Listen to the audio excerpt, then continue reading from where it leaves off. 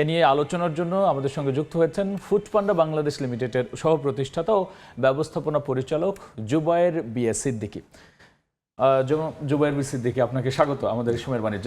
আপনি দেখছিলেন রিপোর্টটা, এবং যেই জায়গাটা আমরা আলোচনাটা নিয়ে আসতে চাই শুরুতেই, যদি এই ইন্ডাস্ট্রির অবস্থাটা কেমন দেখছেন? জি, থ্যাংক ইউ সো মাচ আমাকে ইনভাইট করার জন্য। ফুড ডেলিভারি ইন্ডাস্ট্রি যেটা দেখছেন, এটা আমরা অ্যাকচুয়ালি যাত্রা তো শুরু হয় অলমোস্ট 10-11 বছর আগে থেকে আর কি। So the industry is going through evolution, obviously still early stage আমি বলবো বাংলাদেশে এখনও ইন্ডাস্ট্রিটা, কিন্তু অনেক ইভলভ হয়েছে। এখনও আপনার মার্কেট ক্রিয়েশনটা হচ্ছে আমাদের মতো কোম্পানি বা যারা যারা এসেছে আগে এই ইন্ডাস্ট্রিতে, they are helping the industry go faster. পুরো ইকোসিস্টেমটা যে আমি যদি একটু বলি ফুড ডেলিভারি নিয়ে, আপনার এখানে দ্য মেইন পার্টিসিপেন্টস হচ্ছে রেস্টুরেন্ট, ডেলিভারি ম্যান, কাস্টমার্স এবং আমাদের মতো কোম্পানি যারা টেকনোলজিক্যাল সাপোর্টটা দিচ্ছে আর কি। সো লাস্ট 10 বছর ধরে ধরেন এই ফুল ইকোসিস্টেমটা গ্রো করে নিয়ে যাচ্ছে আমাদের মতো কোম্পানিরা। অনেক ইনভেস্টমেন্টও এসেছে, অ্যান্ড এই রেজাল্টস, এই ফ্রুটগুলো কিন্তু এখন we can see the results coming out, right? একটা কথা যদি বলি যে পুরো ডিজিটাল সিস্টেমটাই তো ডেভেলপ করছে, কাস্টমারদের পুরো ফুড হ্যাবিটও চেঞ্জ করেছে। সেক্ষেত্রে কাস্টমারদের ফিডব্যাক গত 10 বছরে কতটা পরিবর্তন হলো? অনেক হয়েছে, যেটা বলছি, এটা নতুন তাদের ডিমান্ডের ক্ষেত্রে আপনার কতটা প্রভাব ফেলতে পারছে? সো ইনিশিয়াল ডেজে অবভিয়াসলি আপনি নতুন কিছু একটা ট্রাই করবেন, কাস্টমার একটু হেজিটেন্ট থাকে, বাট এখন যেটা দেখছি যে অনেক কাস্টমার যারা ইউজ করছে অ্যাপ অনেক বছর ধরে, they are getting more and more use to the service. নতুন কাস্টমার্স, ইয়াং গ্র্যাজুয়েটস ইউনিভার্সিটি বা ইয়াং কর্পোরেট যারা আছে, তারা এই সার্ভিসগুলো আরও বেশি ট্রাই করছে, নিতে যাচ্ছে আর কি। সো এই অবভিয়াসলি ইন্ডাস্ট্রি গ্রো তো করছেই, অ্যান্ড রেস্টুরেন্টস সেলস বাড়ছে, এটা একটা অল্টারনেট রেভিনিউ চ্যানেল তাদের জন্য, তাদেরও সেলস বাড়ছে। জব ক্রিয়েশন হচ্ছে ডেলিভারি ম্যানদের এবং আপনার আদার অ্যান্সিলারি ইন্ডাস্ট্রিজ যেটা আছে, সাপ্লাই চেইন যদি বলি, এটাও একটা পজিটিভ ইম্প্যাক্ট আসছে। And with this growth industry হিসেবে চিন্তা করলে সবসময় যে কথাটা উঠে আসে বাংলাদেশের প্রেক্ষাপটে, যে আমরা সরকার বা পলিসি মেকার থেকে কি সুবিধা পাচ্ছি, বা আসলে কি কি সমস্যাগুলোই বা আছে? সো সমস্যা দিয়ে যদি শুরু করি, আপনার প্রথমে ইন্ডাস্ট্রিটা যেহেতু নতুন, আপনার এটাকে ক্যাটেগরি ক্রিয়েশন করতে হয়। Category creation, any category you want to create, প্রচুর ইনভেস্টমেন্টের দরকার, নাম্বার ওয়ান। সো আপনার ক্যাপিটাল তখন লাগবে, আইদার ফ্রম লোকাল ইনভেস্টার্স বা আপনার ফরেন ক্যাপিটাল নিয়ে আসতে হবে, এটা নাম্বার ওয়ান। এরপরে হচ্ছে আপনার ইনফ্রাস্ট্রাকচার যে ইস্যুসগুলো, যেহেতু আমরা একটা ডিজিটাল কোম্পানি বা ডিজিটাল ইন্ডাস্ট্রি, আপনার বেসিক ইনফ্রাস্ট্রাকচার হচ্ছে ইন্টারনেট। ইন্টারনেটের প্রাইস এবং ইন্টারনেটের quality is extremely important for our industry.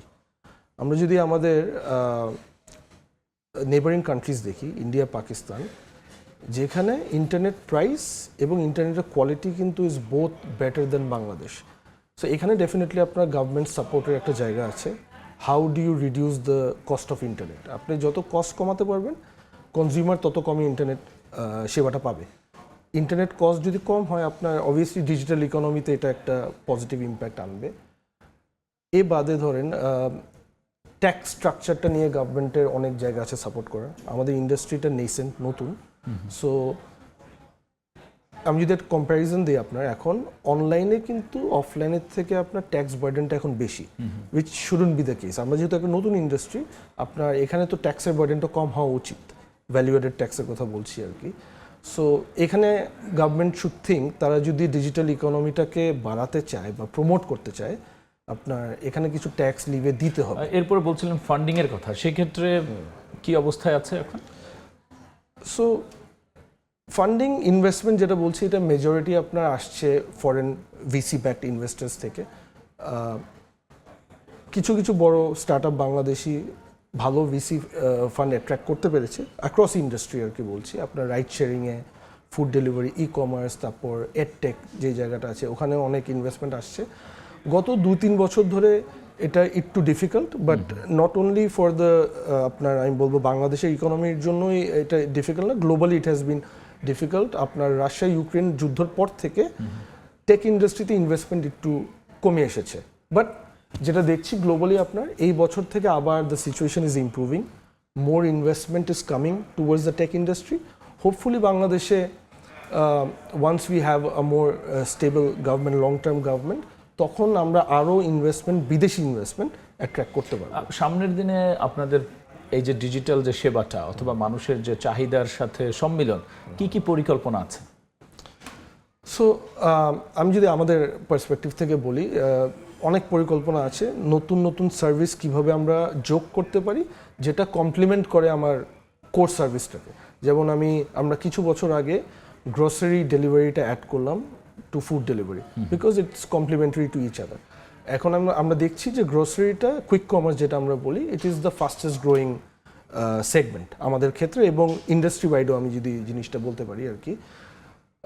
সামনে আরও পরিকল্পনা আছে আমাদের, যে আপনার অন ডিম্যান্ড আপনার 1 ঘন্টা বা আধা ঘন্টার ভিতরে কি প্রোডাক্ট লাগতে পারে সেটা আমরা কি আপনাকে ডেলিভার করতে পারবো কিনা। It could be medicine, it could be flowers, আপনার ফুল দরকার, কাউকে গিফট করতে হবে। সেক্ষেত্রে যে কাঁচামাল হিসেবে যদি ফুডের কথা বলি, চ্যালেঞ্জটা কোন জায়গায় বিজনেসে? চ্যালেঞ্জ মোস্টলি আসছে যেটা আমি লজিস্টিক্স একটা মেজর চ্যালেঞ্জ আর কি বাংলাদেশে। অলদো এই চ্যালেঞ্জটা আমাদের মতো কোম্পানিজরা ইজ ট্রাইং টু সলভ, অনেকখানি করতে পেরেছে। যেটা আমি বললাম যে আপনার লজিস্টিক্স বাদে internet cost will always be a challenge.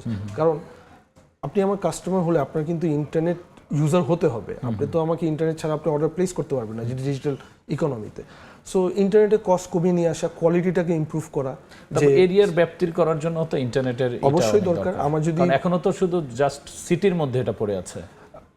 আমরা 64 ডিস্ট্রিক্টেই অপারেট করি, বাট যেটা আপনি বললেন যে কাস্টমার যদি আমার বাড়াতে হয়, আমার একদম গ্রাম অঞ্চলেও কিন্তু যেতে হবে eventually. So they need to be internet users. ওখানে আপনার রেস্টুরেন্টও অপারেট করতে হবে, গ্রোসারি স্টোর অপারেট করতে হবে, তখনই কিন্তু ই কমার্স পেনিট্রেট করবে। আপনি যেটা বললেন একদম গ্রাম একটু বলেন যে আপনাদের এক্সপিরিয়েন্স কি বলে, যে শুরু থেকে এই পর্যন্ত আপনারা যে ডিমান্ড বা ক্রিয়েশন করতে চেয়েছিলেন, যে স্বপ্ন নিয়ে দৌড়াচ্ছিলেন, কতটুকু পর্যন্ত ছুঁতে পারলেন? এখনো আমি বলবো যে we are still scratching the surface. অনেক উপরের দিকেই আছি, অনেক পেনিট্রেশন করার জায়গা। Bangladesh is a big country, big economy, 170 million people. So আমি যদি বলি যে আমাদের ডিজিটাল পেনিট্রেশন কিন্তু 5 থেকে 6%-এর বেশি না।